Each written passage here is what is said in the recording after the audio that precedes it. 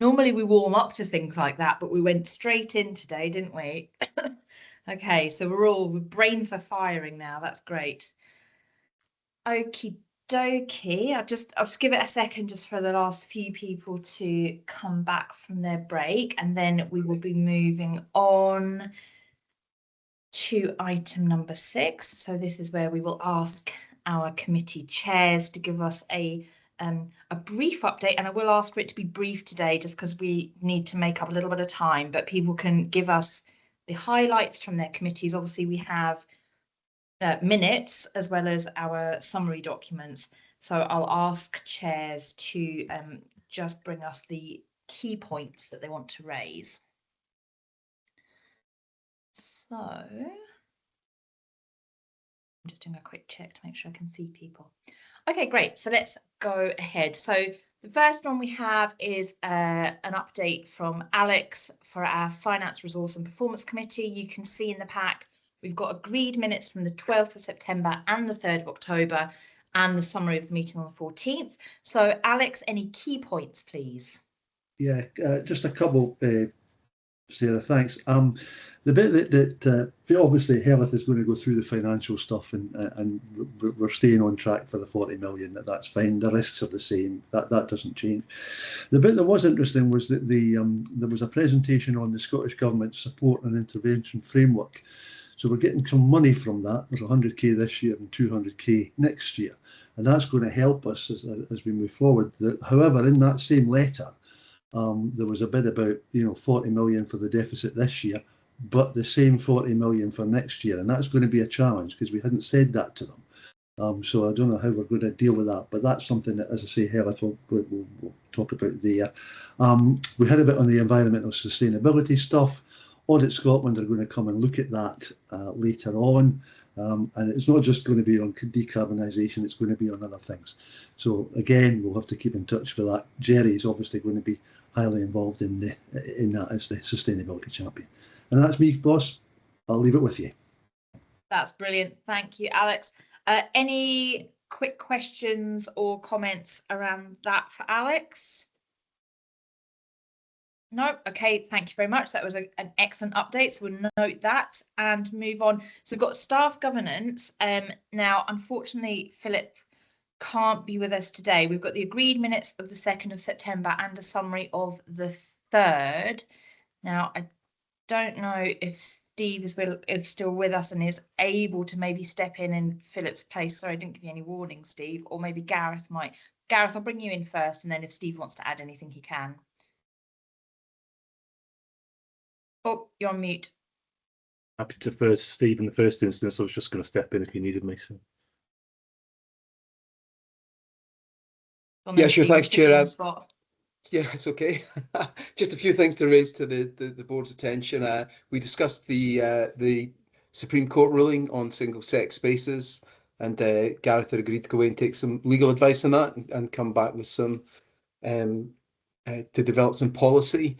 And there was quite a discussion about the new PVG process, which has been adding some time to recruitment, and I think a real positive discussion around the new equality, diversity and inclusion workforce strategy, which was just universally welcomed by the Staff Governance Committee. And on that, I'll hand back to you, Chair. Thank you. Well done, Steve. Just stepping in there. That was fantastic. Thanks. Gareth? Yeah, I probably thought that's really helpful, Steve. I just wanted to just give a little bit of a vignette, if you like, on the on where we're at with the Supreme Court ruling. We've got an audit underway, which is, well, significantly progressed actually, looking at facilities across the organisation. That needs to tie into how we would manage the implications of single-sex spaces going forwards and the potential risks associated with that. We are then looking to develop a policy following guidance, a letter received from Scottish Government recommending that health boards seek their own legal advice, given we're all independent legal entities. So we are going to progress that, but we'll be seeking legal advice in relation to 3 pieces of legislation that interact with one another: health and care, health and safety workplace regulations, and the Equality Act and the Human Rights Act. So we do obviously need to pay attention to what is also happening live at the moment in relation to there is further legislation and challenge in the court system at the moment, which may have some implications, and we're still awaiting the HRC guidance as well. So it was to make sure the board were assured that we are continuing to pay attention to this subject and are progressing work in line with addressing what is both existing guidance and could be emergent guidance coming from actions underway. Okay. Thanks, Gareth. That's a really helpful update for the board to have. Good. Okay. Any questions or comments with regards to Staff Governance Committee? No. Okay, fabulous. I will move us on then. So Highland Health and Social Care Committee, we've got the agreed minutes of the 3rd of September and a summary of the meeting on the 5th of November. And I will invite Jerry to give us updates. Thanks. Yeah, thank you, Sarah. Just 2 or 3 things just to bring to board's attention. Arlene very helpfully brought us the inspection results for all our care at home and care homes over the last year, and we had a very interesting discussion as that. But relating back to earlier on in the meeting, we actually really emphasised the importance of that soft intelligence as well. Outcomes from inspections are all very well, but actually triangulating that with that daily interaction is really important as well. We were pleased to be informed that the Care Inspectorate had now concluded the work with us as a result of the improvement notice at Sutherland Care at Home, which was really, really pleasing. And just finally, we received a really good update on mental health from Barry, Interim Service Manager for Mental Health Services, which I would encourage everyone to go and dig out the papers and have a read at. And I made a point to particularly mention the excellent progress that the mental health staff are making on their Statman training and the PDPs, and they are really above 40%, if I recall correctly, from the report on both topics, and making some really good progress there. So that was very encouraging to hear. Thank you, Sarah. Thanks, Jerry. That's a really helpful update, and I'm really pleased to hear about some of those areas of progress. Good. Any questions or comments for Jerry? No. Okay, so I will move us on to the Clinical Governance Committee. We've got the agreed minutes of the 4th of September and a summary of the 6th of November, and I will invite Karen to speak to this, please. Thank you very much, Sarah. So you have the information there available. We had a further update on the neurodevelopmental assessment service. We also had a really good update on children and adult mental health services, and although still limited assurance, actually some really positive improvements there, and hoping to continue that progress. I think it's worth noting that the infants, children, young people and clinical governance group commented in their report around they're becoming more productive, and they're using a collective approach to support improvement, to continue to support improvement. I think that's a really positive move forward for that group. We are going to, I think, spend quite a bit of time during quarter 1 and quarter 2 next year looking at our systems and processes to continue to support and embed clinical and care governance within our systems, within the NHS Highland Board. And with that, the introduction of the Clinical and Care Governance Quality Leadership Group will hopefully help to improve perhaps some of the stumbling blocks we've had in recent committee sessions. We've also got a development session that we'll be planning for some time, probably in early quarter 2, again around and that will really be focusing on our improvement as a board and obviously in our areas. And finally, just to mention the Scottish Maternity and Neonatal Task Force, we had a verbal update from Boyd and Louise, sorry if it wasn't you, around that, and obviously that's something that's going to be important for us to take note of as we move forward. There wasn't a lot of information at that stage, but obviously there'll be a lot of work for the colleagues in those services as we move forward, and it's a very important area that we want to contribute to as well as we can. Thank you. Thank you, Karen. That's good. Any questions or comments in relation to clinical governance? No, okay, that's great. So next we have area clinical forum. So we've got the agreed minutes of the 9th of September and the summary of the 6th of November. Obviously Alison isn't with us, but if anybody else was there who feels that they can give an update, then that's great. If not, we can capture if there are any questions. No, okay, that's fine. We will go forward. So next we have and a new one, our Population Health and Planning Committee. So there's a summary of the meeting that took place on the 2nd of October. Very exciting. Jerry, I'll invite you to speak to this, please. Thank you, Sarah. Really, nothing to add to the summary at all. As you say, it was our first meeting of the new committee. We approved the framework for the development of a new strategy and the timeline. And we really just reaffirmed the discussions we'd had at the board in terms of we want to keep the strategy as simple as possible. It must be outcome focused, and it must have a locality focus to it. We agreed to defer the November meeting to allow a bit more preparation time because surprisingly there was lots of things happening at a blistering speed, which we which we thought we'd take a bit of time to reflect on, and we've got another meeting in the diary for, I think it's early in the new year. Thank you. Yeah, no, that's great. Yeah, there's a lot going on, isn't there? Thanks, Jerry. That sounds like a sensible approach. But really pleased that we've got the committee up and running. That was the tricky bit. So we've got over that hump now. And as you said, a bit of time to just to work out where everything sits, and then we can add hopefully some of our own blistering pace to something else once we've got all our other ducks in a row. Okay, good. Next, we have the Argyll and Bute Integration Joint Board, and we have the minutes of the 17th of September. Graham, I'll invite you to speak to that, please.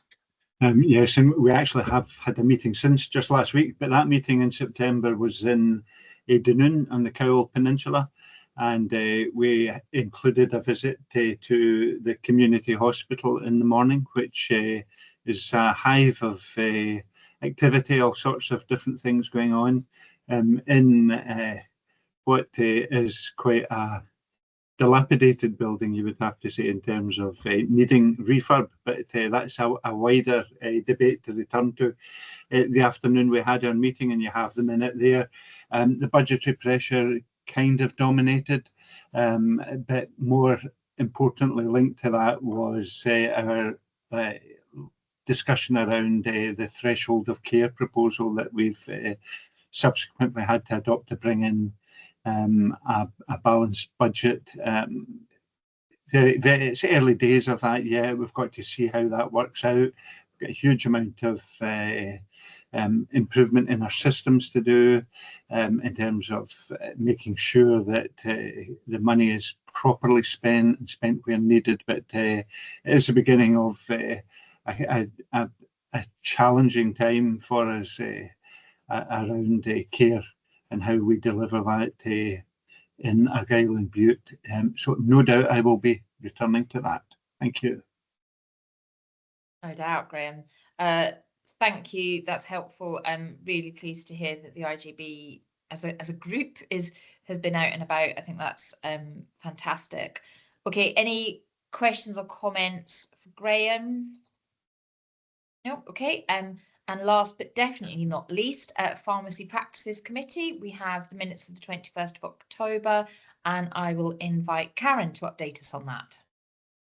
Thank you, Sarah. The PPC considered an application to open a new pharmacy in Oban. This was approved. At the moment, we have no other applications in progress. You have the very comprehensive minute available. Indeed, yes, we do have the very comprehensive minute in front of us. Thank you very much. That's great. Thank you, colleagues, for taking us through that so swiftly. We are being asked to confirm adequate assurance has been provided to us from our board governance committees, our area clinical forum and our pharmacy practices committee, and we are being asked to note the minutes and agreed actions from the Argyll and Bute IJB. Are we all content with that? Lovely, great. Okay, So that segues beautifully. We've had assurance from our committees where we do our slightly more detailed scrutiny work, but that brings us nicely into our integrated performance and quality report, where we get to look at performance in the round. And I will hand over to David to expertly choreograph this item. Thank you. Thanks very much, Chair. Colleagues will have a copy of the report. It's in the combined report for the meeting today between pages 170 to 217. Just maybe one correction right at the very start. The paper was put forward, you'll see, for substantial assurance.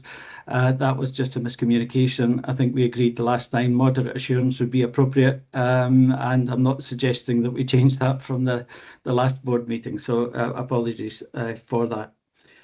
The committee will then be aware, just from the reports that we've had, each of the elements of the report that you see today have gone through the subcommittees, the relevant subcommittees of clinical governance, staff governance and finance and resources and performance before it comes to the board and had that level of scrutiny, but is presented for the full board today for their review.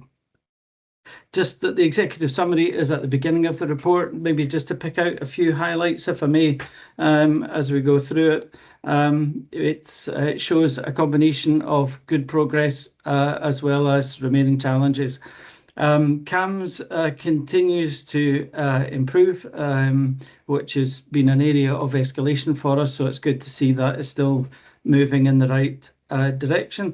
Maybe a spoiler alert, as we got an update yesterday, performance actually in the Highland area has gone to 100%. In Argyll and Bute, it's still trying to make progress. It's 80%, but nonetheless, as a board position overall, it's generally going in the right direction, but still with challenges within it. In terms of our preventative health around screening and vaccinations, we're seeing slight improvements in our performance, which you can see. Although psychological therapies has a slight dip in the reporting period that we have there, we still remain a high-performing board compared with the rest of Scotland as we sit in third place, but that doesn't mean that we're complacent. The team, as you've heard earlier, are working extremely hard within it. ED performance has taken a dip. It remains a challenging space. And I think it's probably worthwhile for me just to draw attention that the Scottish Government in particular are moving their focus from, I wouldn't say from, as well as planned care into unscheduled care or unplanned care. And you will see in the next time around, we'll provide some more information both to Financial Resources and Performance Committee, as well as give some visibility of how that is progressing. The metrics that are being developed are fairly comprehensive. Just again, we meet weekly with the acute team as an executive team, and that meeting's chaired by either Fiona or myself, where the level of scrutiny that we have and oversight that we have to our performance and so that we're able to offer support is in a very regular basis. In terms of planned care, although there's a couple of perhaps conflicting pieces of information, but just through slightly different lenses. So we're looking at our performance in relation to our ADP submission in both outpatients and inpatients. But the focus on the planned care initiative from Scottish Government has been particularly for those patients waiting over 52 weeks. And in pages 189 and 191, you'll see that we've added in a couple of extra charts for you this time around, which shows our progress against both of these. I'm pleased to say that outpatients is quite close to plan and still remains a bit of a challenging area. But actually what the rest of the country are seeing as the biggest challenges around TTG or planned care, and we are doing very well in that. Now, we not only need to hit our plan at a cumulative basis, which is how it's presented today, but also a specialty basis, and the team are working very hard to do that. Just to say that we did not commit that we would get to 0 waits beyond 52 weeks by the end of the financial year. We already knew that there were 3 or 4 specialties that were going to give us particular challenges, but the team continues to work on that and collaborate with Scottish Government in terms of improving it. Cancer has shown some improvement both in 31 and 62 days, as well as performance in relation to our responsiveness to cancer therapy in our SACT metrics. I think the other areas, you go down to pages 200 to 209, includes reporting around complaints, SERs, falls and infection control. And again, that's part of clinical governance review and is there for your review. And then finally, our people metrics are there. There is improvement in training. You'll see that there's some additional information provided this time around with related to not only e-learning training, but also practical training that is done on a more classroom type basis. So showing signs of improvement. So with that, I will stop there and open it up to questions. And as usual, my exec colleagues will support in answering those questions. Thanks.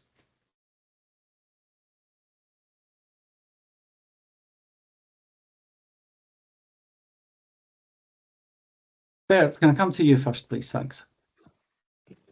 Thank you, David. Thanks for your input there.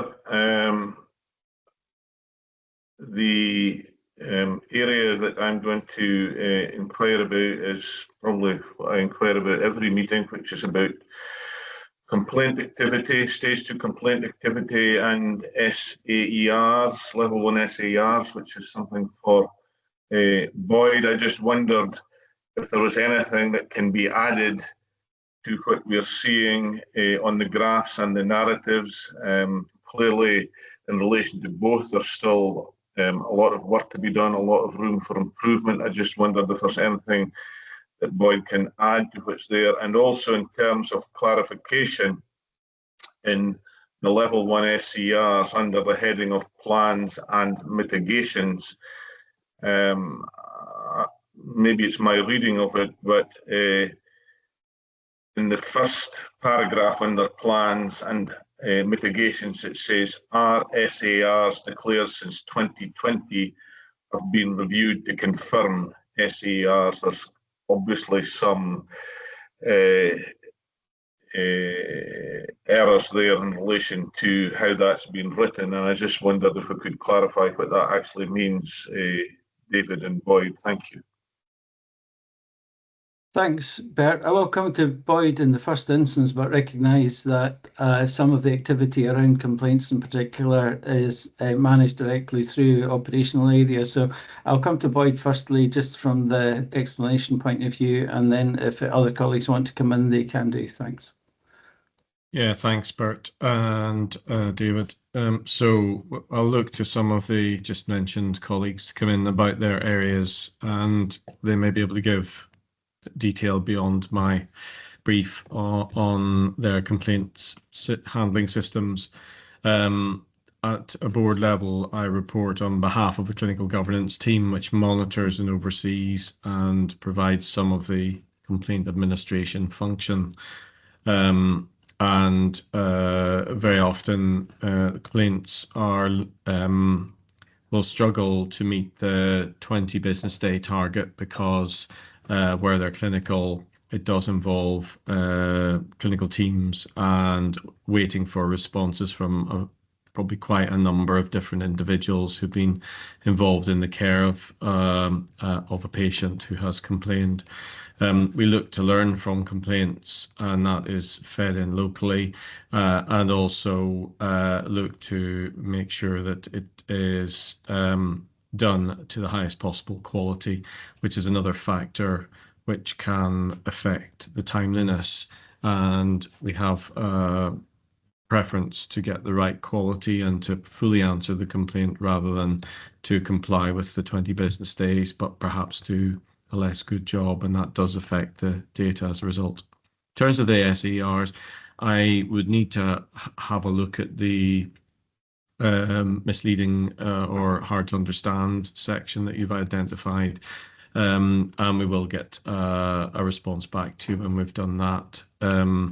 Certainly we have done some look backs over time to check that we have accounted for all SAERs and that they are all in the pipeline. Those with long-standing recommendations, some of that is because they've actually the recommendations are such that they are not applicable because of system changes, and so they've sat, and we require methodology to close those down as they can't be done at this stage.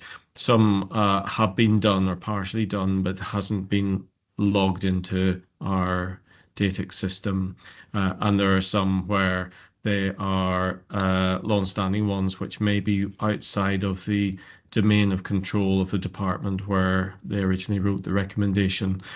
To try to address this variety of themes, Nurse Director and I have instructed our professional leadership and those in charge of clinical governance systems to review all of these outstanding SAER level 1 recommendations, and to make sure that those that can be actioned are closed off and recorded so our data is up to date, and also to make sure that those that are no longer applicable or cannot be achieved because of how things have moved over time, that we find a methodology to take these out of the system through a formal process so that we can reduce the number that you see in the report currently.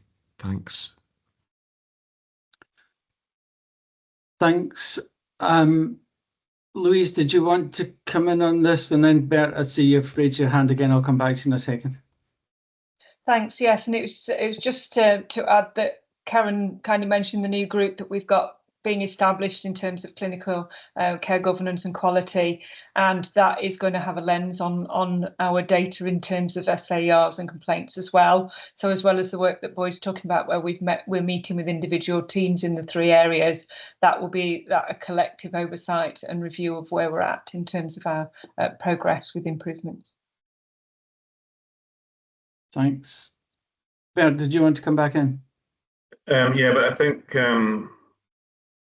Boyd's maybe answered that. I was just going to ask about the 77 SAER actions which are overdue, but I think Boyd did cover that. So that's what that was about.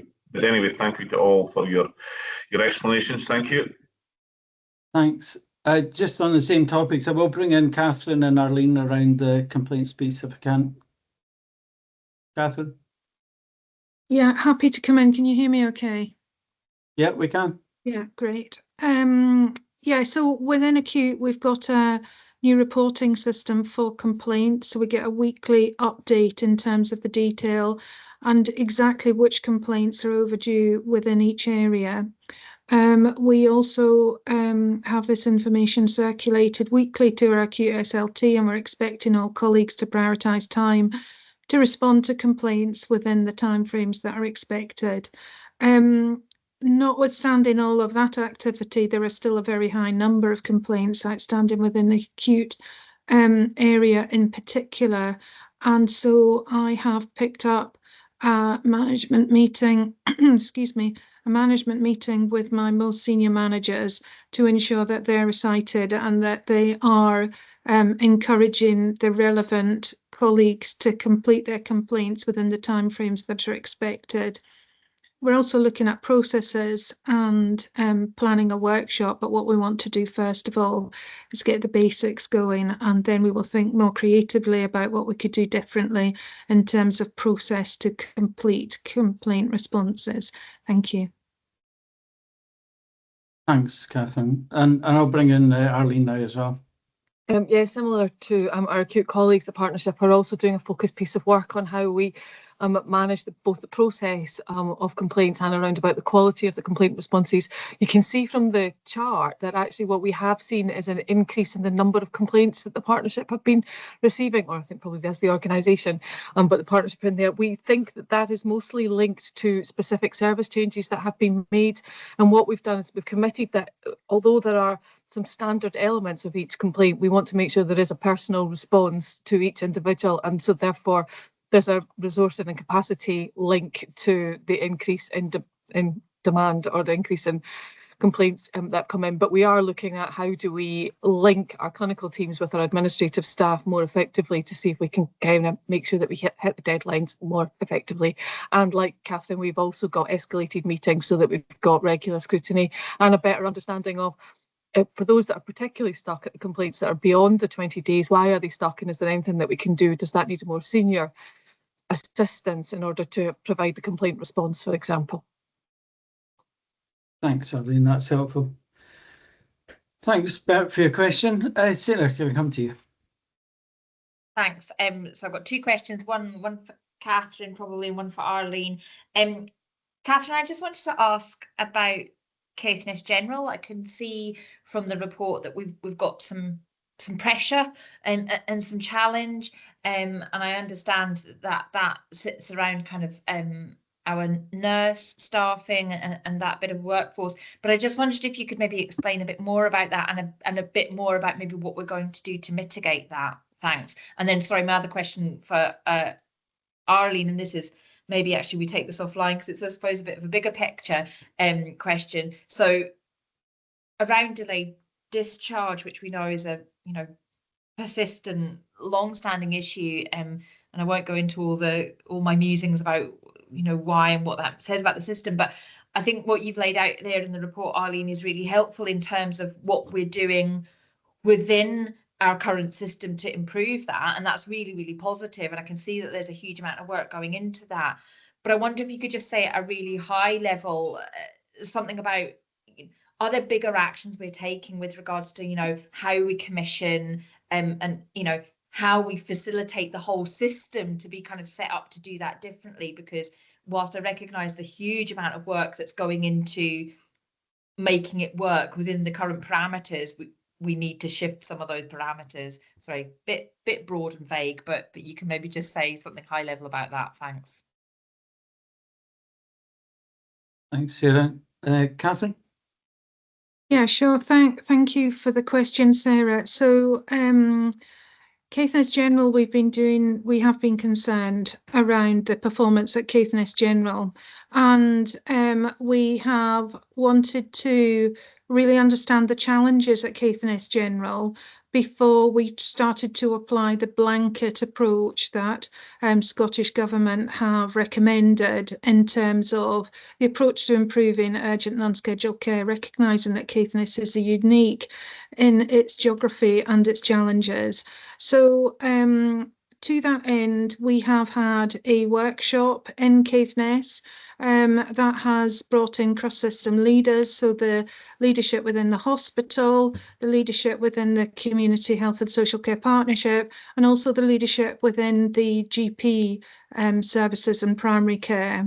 That workshop developed some specific areas that colleagues felt they could work collaboratively across, as well as within their own specific areas, to improve the situation. And that work has been ongoing. Analysing the data specific to Caithness General, what we're noticing is that whilst it would be lovely if the delayed discharges could reduce in number, that actually isn't the recent pressure that we've got in Caithness General. The recent pressure that we're experiencing is as a result of longer lengths of stay for those that are not in delay.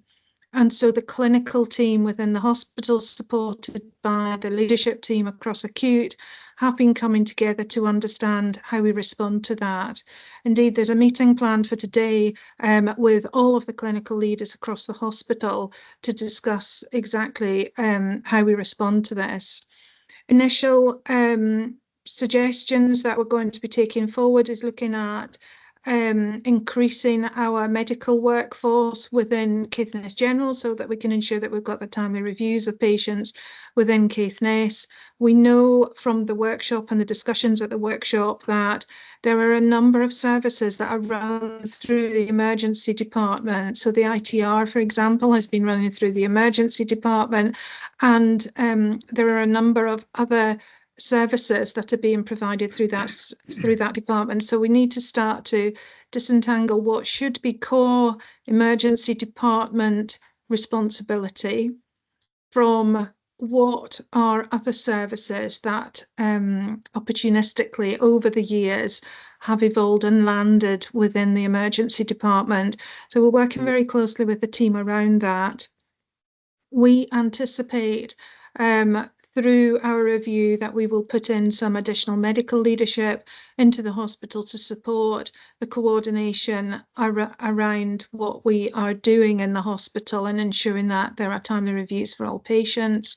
We're also investing some additional financial resource through the urgent unscheduled care funding that has come in with a view to reducing the length of stay essentially within Caithness General and within the emergency department at Caithness General.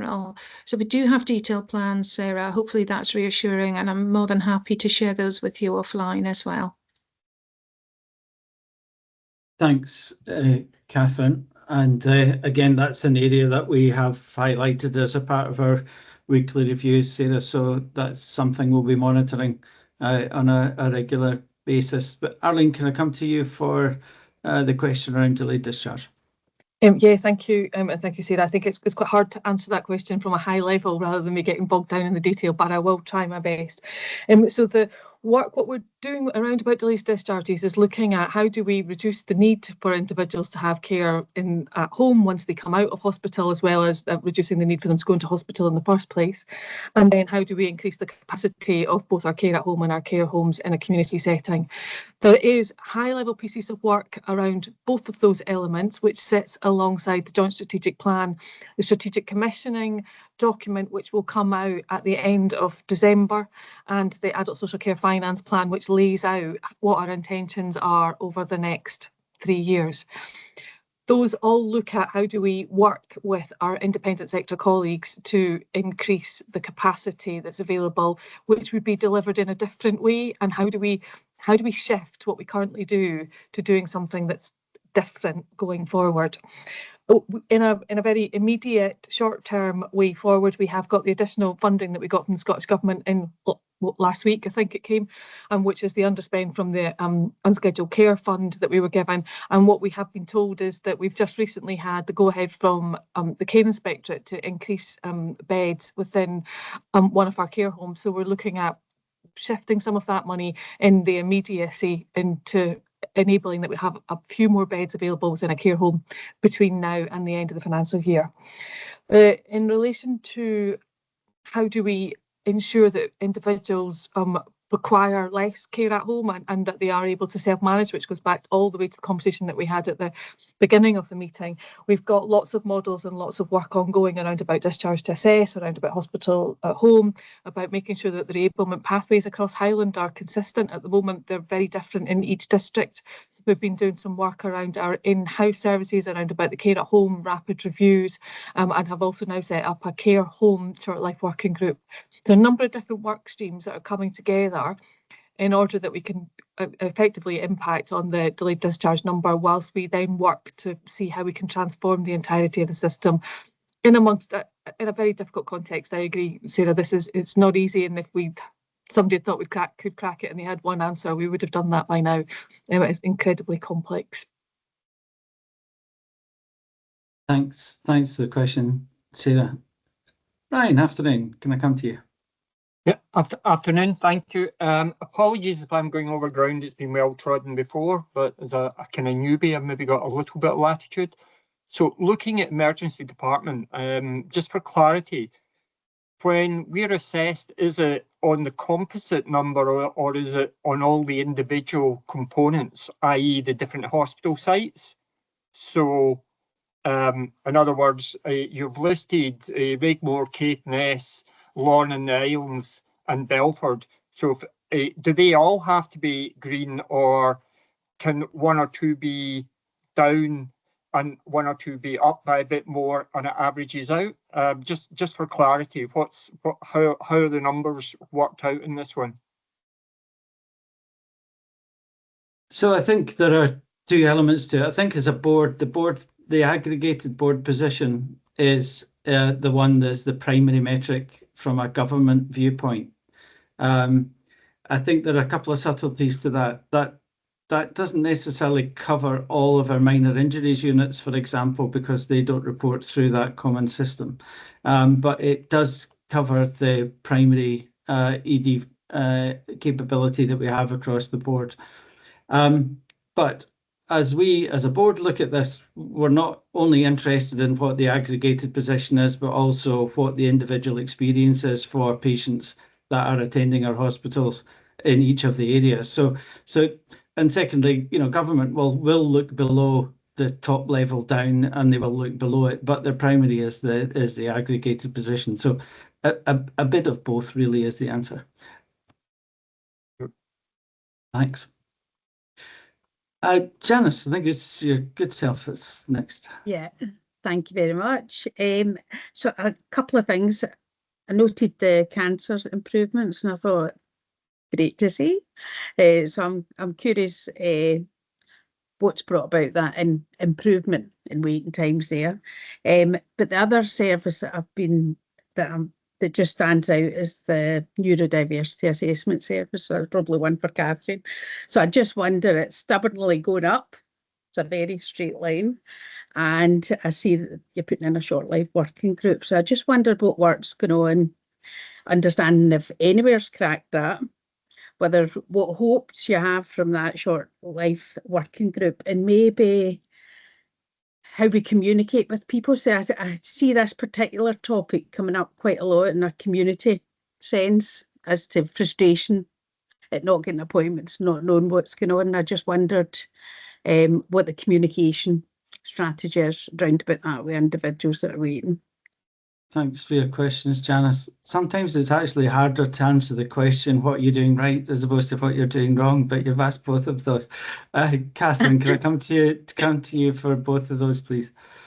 Yeah, so for the cancer service, we, as you'll know from my previous updates, the breast performance has been one of our challenges, and we've lost breast capacity, consultant capacity.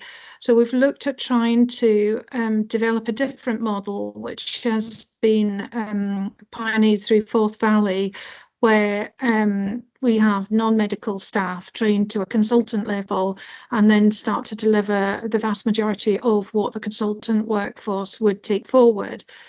So we've embarked on that, and we've also linked with Forth Valley, who've completely supported us in delivering service while we've had a shortage of capacity. And because they have been able to, over time, work with us to reduce the number that are beyond the target dates, then our cancer performance most recently has started to improve. So we still are not through in terms of recruiting the workforce to a new model, and we'll continue to work in that space. That's a hard thing to recruit to because there's not many people across Scotland that have that kind of knowledge and skill to recruit in. And so we're looking at the potential for growing our own whilst we see how we can move forward with that and have the support from the Forth Valley team. So that's the response in terms of the cancer situation. In terms of the NDAS service, so there is good news in the offing, but it's not showing in the data at the moment. We've been working through a very, in the most integrated way with our colleagues in the Highland Council, and particularly the Education Department. And we've recognised that 50% of our NDAS outcomes, when we did an analysis of people that have been through the service, result in an ASD diagnosis. And so we recognise that there are guidelines, so that there are the NATE guidelines, that we've looked at, and they recommend slightly different ways of working. And so we're working with Highland Council to look at how we bring that forward so that we can actually deliver the assessments in the school rather than everything coming through the specialist service, because at the moment the specialist service is completely flooded with referrals that arguably, if we could get a different system up and running, wouldn't need to be there. So those conversations are very well developed, and indeed there's been close working now for some time, and there's really good engagement with Highland Council, and we've already done a test of change that the Clinical Governance Committee heard about at the home primary school in Inverness, where we've tested that. And what that has shown us is that 50% of those children did not need to come through that assessment service within the specialist area. And their needs could be met by wrapping support around them within the school and the education side. So our next steps towards that now are to look at, can we do the low-level version of the specialist assessment in the school area, and what is the really complex specialist assessments that need to be done within the core specialist service. In taking this forward, we are obviously working with the education department, and they have suggested a particular secondary school with a number of feeder schools, so a school group area that we now test this in a wider setting in as a way of working going forward. And we're also working with Highland Council to understand how do we identify the funding required to set up the capacity that will be needed to deliver this service going forward. So a lot is happening, but there's limited impact on the data at this point in time, because we've needed to find a completely different way of working to support the service. I hope that's helpful. Thanks, Catherine. And as we stated before in the space in this topic, is that it's not that these children are without support. They absolutely are with support at the moment, while remaining on an assessment list, and that's really what we're looking at to try and improve that. Actually, many of these don't need that formal assessment that we have. So there'll be a piece of work as we take forward the new model, and then we'll need to address, okay, of the people who are still on the list, what do we do with that? So it might take a little bit of time in terms of lag. We've also had a conversation about what are the right metrics that we can collate so that it gives confidence around what we are doing as opposed to what we're not doing. So it's a bit of a work in progress as that develops, but certainly moving forward. Janice, did you want to come back in? Yeah, it was just to clarify, that sounds really hopeful, so that's good. Is that work across Argyll, Bute and the North that you're talking about? So at the moment, the work is focused in the North and working particularly with Highland Council Education Department, but certainly any learning will be shared. And obviously there is a slightly different system, a slightly different education arrangement for Argyll and Bute as well. So whatever is taken forward within Argyll and Bute will need to obviously fit effectively into the Argyll and Bute structures. Thank you. Thank you. Thanks, Catherine. Thanks, Janice. Karen, can I come to you, please? David, I'm sure it'll be no surprise that I'm going to ask about appraisal rates. So we've got 33% appraisal rate currently with a target of 95, which feels like a mountain to climb to get towards. I'm aware there was some targeted work planned this year, and I wondered if we could have an update on that, probably from Gareth or whoever else is involved in that. And also I wondered if it would be possible to have a more detailed report at some point in the future, which gives a bit more clarity around the sort of 4 main employee groups that we have within NHS Highland directly employed. I'm also aware that there are system issues. It would be helpful to understand a little bit more what they are. If the systems aren't working, why? Is there anything that we can do about that? I think also I would be pleased to be able to recognise and celebrate where there is good examples of high levels of appraisal rates within certain parts of our organisation, because those numbers are getting lost within this 33%, and there are parts of our system where there will be 80, 90, 100%. So, you know, it just feels like that 33% is not telling us the whole story. And actually, given that it's now something that I've seen certainly for 2 years almost, I would like to see some more information. Thank you. Thanks, Karen. I'll come to Gareth in the first instance, but, you know, do recognise that this is a topic that all of the executive team own, because as we go right across our staff, there most certainly is variation in those areas. And to give some level of assurance, it is a topic that we review as part of our performance reviews as we go with our community teams as well as with our acute team. So it is something that we often talk about, and obviously has proved very difficult to make significant steps forward. But Gareth, did you want to come in the first instance? Yeah, happy. I'll pick up the data issue first. I'm aware that this may have been discussed in a different forum, and I'll pick up with colleagues that is, in my opinion, is not correct in terms of there being issues with the data. The data comes from Turas. There have been some issues in relation to correct completion and signing off of the appraisal process that can impact on the data coming out. So it's not so much that the system itself is problematic, it's the use of the system that can be problematic. So I just want to be clear on that for the board.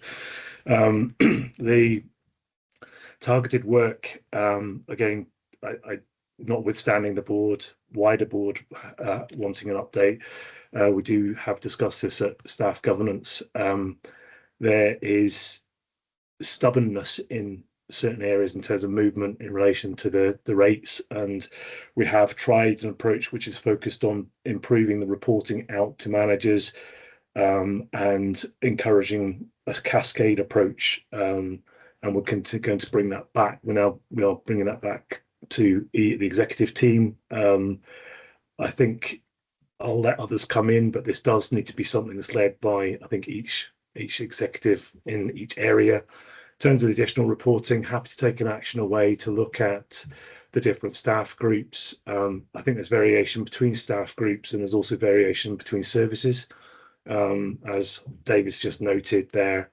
And finally, there is something around the meaning, the engagement in the process, notwithstanding that there are certain, I'll come back to a different aspect of looking at this, but in a broader, across all staff groups perspective, we need to do something slightly different to communicate why we're doing this, what the importance of it is.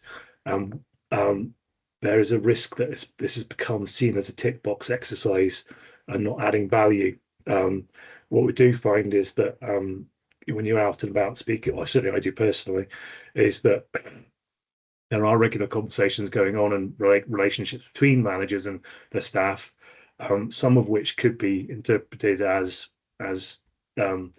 coaching and development conversations, and could be considered as appraisals.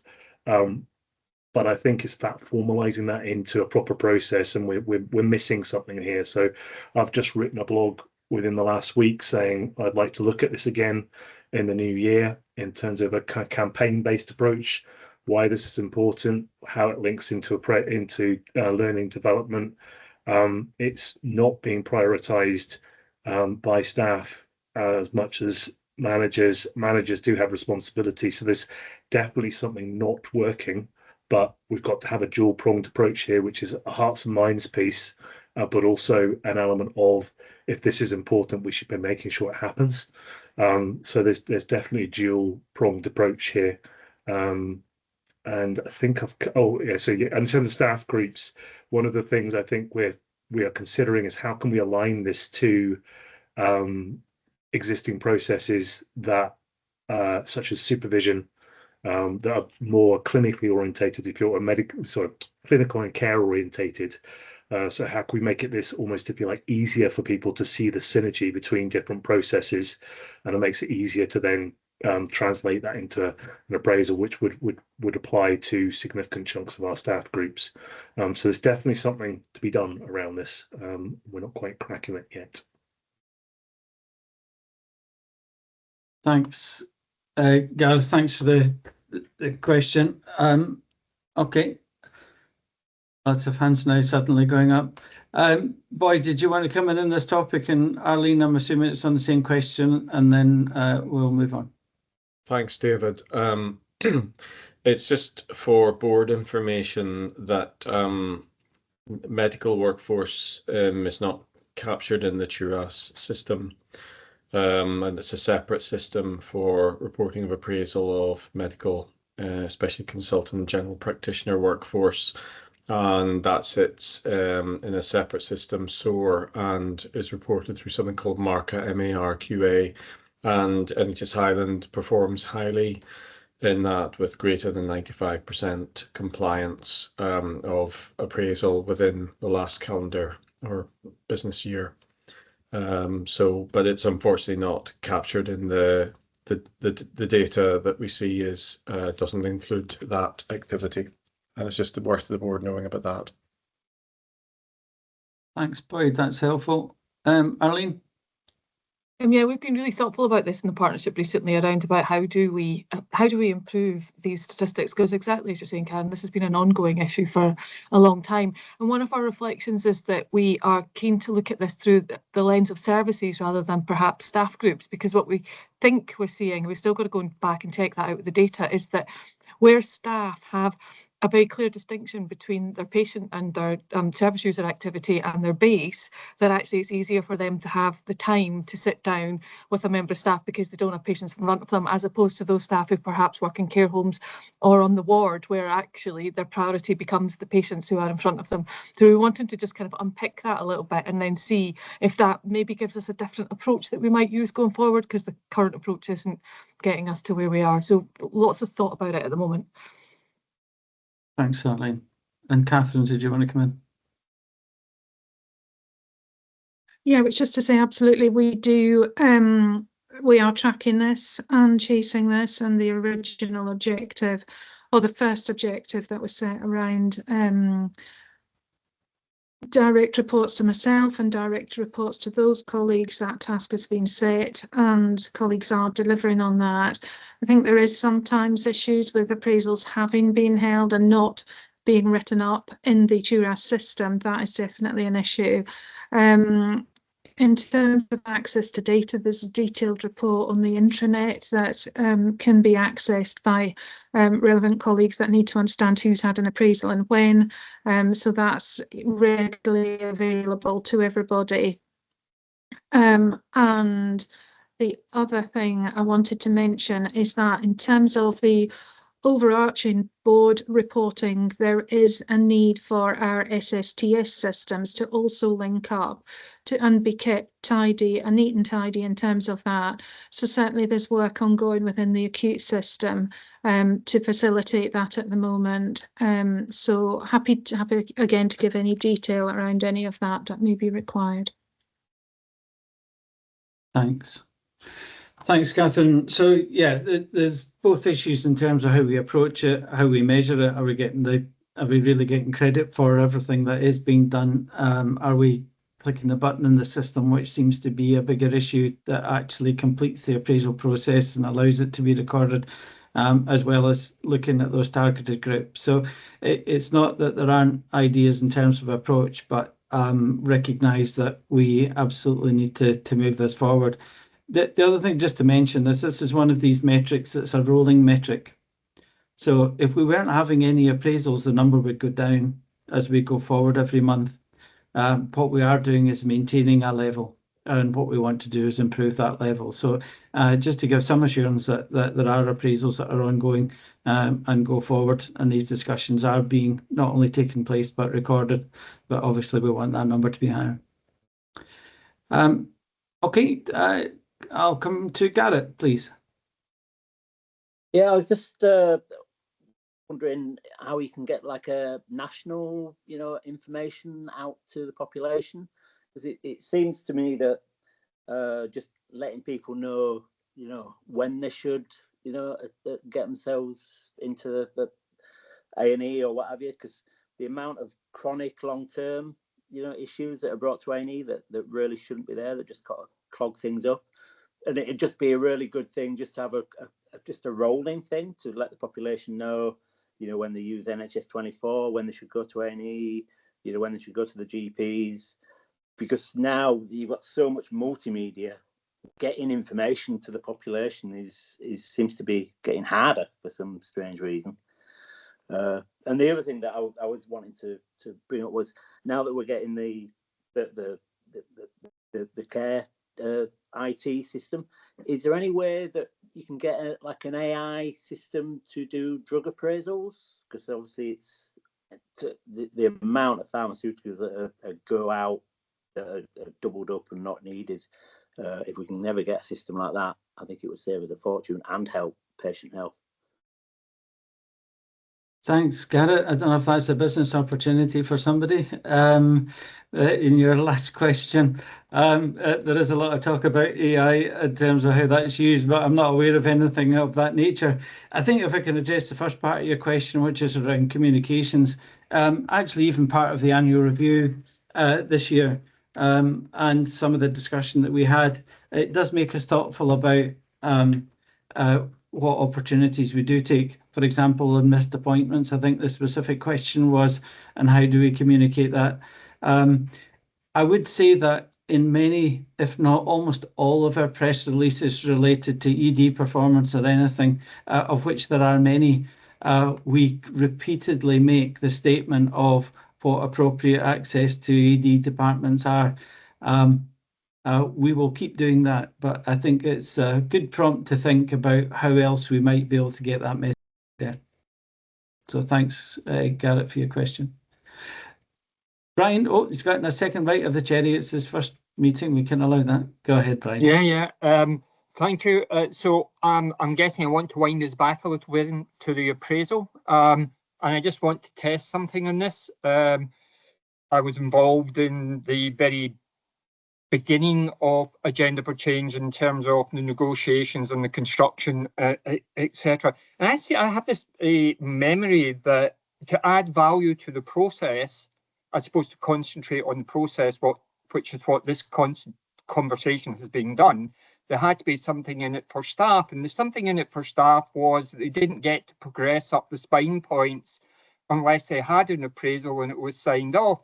I know that's a radical idea, that we link progress to performance, but I just wonder whether that's still pertinent, and whether if we're ignoring it and progressing people, then I have to say that I'm not surprised you've got a low level, and I would add, I don't think you'll ever get very much a improvement on that, because there's nothing in it for staff. What does it add to their well-being, to their career planning, to their job satisfaction? What opportunity does it give to them to feedback about what they want to do, unless it has some meaning? So I would rather this conversation skewed slightly away from process and miscounting and systems, and talked a little bit more about incentives and benefits. So I kind of feel quite strongly about it, as you might gather, because if it doesn't do these things, then I guess if I was the one that had to go through an appraisal, I would be very much in the camp of why bother?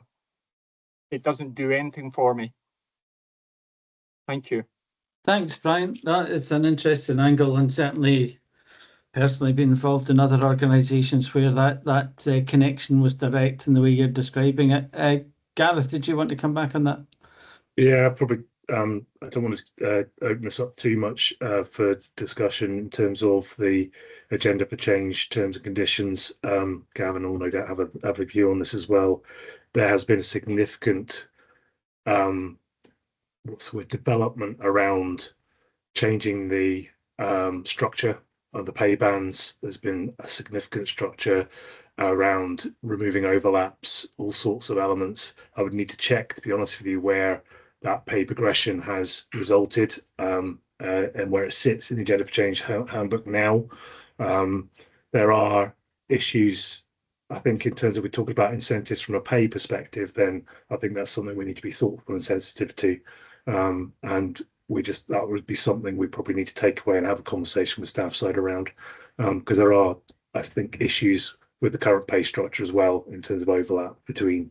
There's not an awful lot of difference between some of the bands at the moment. So I just urging a word of caution that there will be sensitivities in that space. So perhaps we need to think about what the other incentives need to be. And I agree with you, incentives need to be something around this. And one of the things we're talking about is one of the key reasons for this is valuing people and understanding what their development needs are. So part of that can be looking at their PDP, and I think that's one of the links that's been lost in terms of valuing people and providing support to them.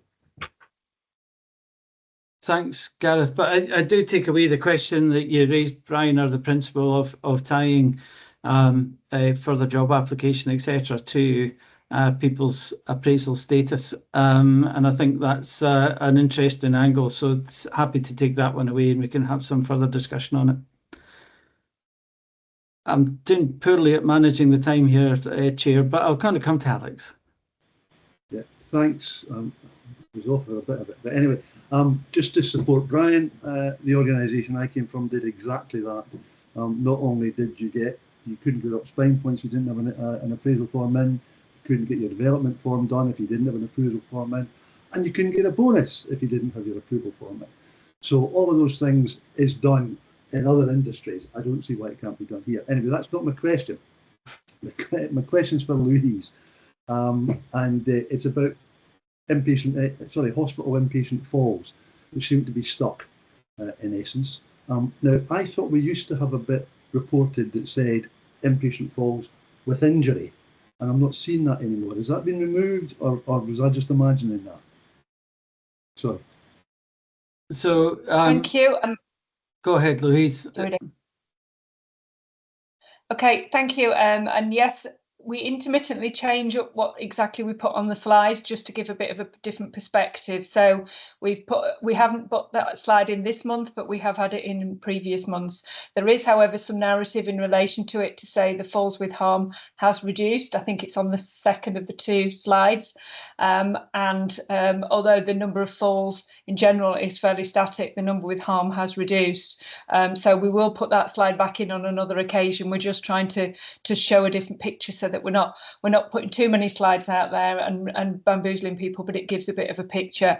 It's also worth of note that the particular challenge in hospital, not least the busyness, is also trying to give people freedom to walk about and use the hospital environment. That does make that achieving a significant reduction quite tricky, but certainly achieving a reduction in harm is particularly positive. So yeah, we'll share that one with you next time. Thanks, Alex. Thanks for your question. Thank you all for your questions. It really helps us to make sure that we're examining things on an ongoing basis. So we do appreciate it. And there's certainly some takeaways from today's discussion. With that, I'll hand back to the chair. Thank you, David. Thank you, everybody, for your questions. As David said, this is really helpful. And I know we do that detailed scrutiny within our committees, but it is good to bring this together, as a whole package. So thank you, everybody, for your questions. As David said, the slight typo with regards to assurance level. So we're talking about moderate assurance here, and we are being asked to note the content of the report and consider that level of performance. Is everybody content with that? Great. Okay, I'm going to jig the agenda around just a little bit to try and sort of manipulate time. I know I don't quite have that power, but I'm going to try and jig things around to see if I can catch us up on some time and work things differently in that way. So we're actually going to take the ADP update next. So this on your agenda is actually item number 10. So this is another one for David, I'm afraid. Sorry, David. But we're going to take the ADP next, and then we'll break for lunch, and then we'll do finance after lunch. So we're going to do it that way round. David, over to you, please.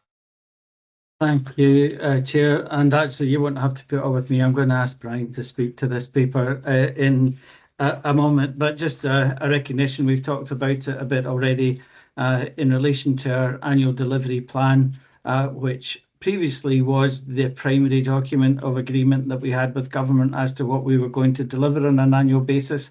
That has been somewhat superseded with the operational improvement plan, which is the priorities that government has set and what in particular they are focused on. So largely the annual delivery plan becomes our own internal document, but still a very relevant document for the board. We come with updates to the board with regard to our progress on this. So again, this paper has been through financial resources and performance and just shared with the board here from an assurance point of view. But Brian, do you want to just talk to this paper, if I may? I think everybody knows Brian McKellar, who is leading our planning and performance area at the moment in an interim basis. Go ahead, Brian. Thanks, David. Yeah, so the paper starts on page 303 of your combined papers pack, and what we're providing today is an update at the end of Q2. So in terms of process, we look at the status of each deliverable at the end of each quarter, and this is at the end of Q2 of the year. The annual delivery plan really is our description of our high level deliverables, and it's written at a point in time, so there is some change to that as the year moves on, but what we have described in the paper is really where the status of these were at the end of September 2025. So we expect that that 50% of those 47 deliverables due are either completed or on track for imminent completion. You'll see in the appendix there's a description of all the deliverables and the brag status assigned. The amber section, those at risk, are deliverables in which there have perhaps been delays to the achievement of them. So the ADP is largely written between February and May time, and particularly this year we did have the operational improvement plan, which has kind of taken over some of those deliverables, but they are still moving ahead, still expected to be achieved within the financial year 25-26. The paper describes the 4 deliverables set at red status at the end of September, and those relate specifically, one relating to CAMS, which was an action that we were looking to take around reallocation of financial resources. Pleased that that's a positive red, because we've not had to do that in terms of the financial plan, and as you'll see from the IPQR, performance is improving within CAMS services, so we've taken a different approach with that one. In terms of an action for our endoscopy team, unfortunately we've had resignations, so we're looking at recruitment into posts to ensure that we have the booking team, which is core to the delivery of our endoscopy services.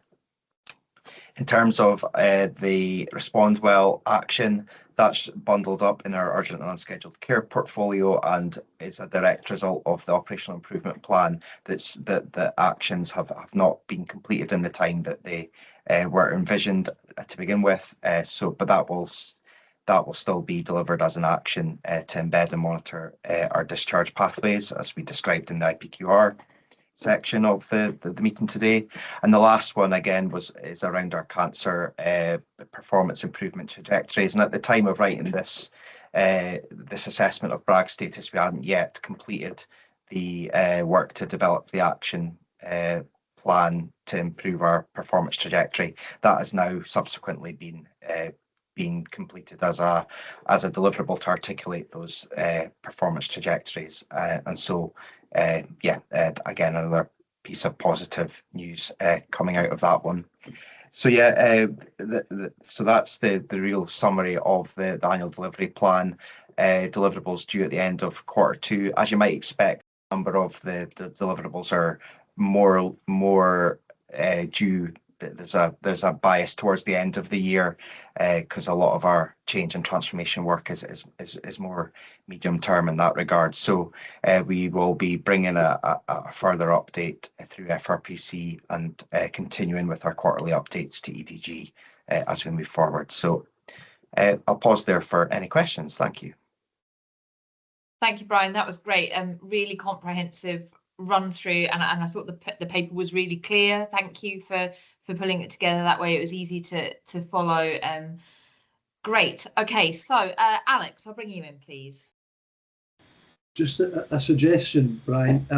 In the appendix at the table where we've got the amber stuff, and some of it's the due date was August 25, June 25, September 25. If you can put in brackets underneath it when you think you'll now achieve it, because at the moment we don't know.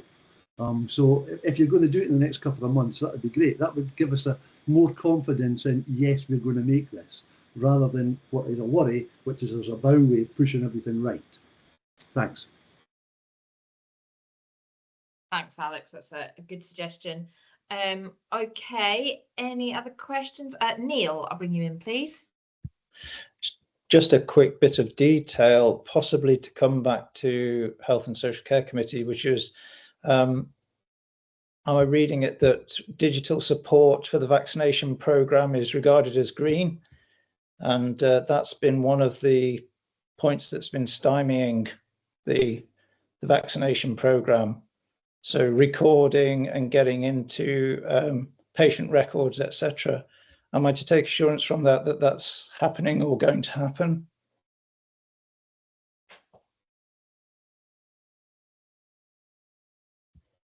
Or maybe that should come back to HSCC. Perhaps I can offer to get some further detail around that specific deliverable to you, but certainly for the reporting period, that was our work in terms of supporting the programme is moving forward. David, do you want to add anything to this? I mean, I think there's two things that you're hinting towards, Neil, is are the systems as efficient and slick as what we would desire? I think the answer to that is no. Is the functionality of our vaccination programme more sophisticated than it's ever been? Yes.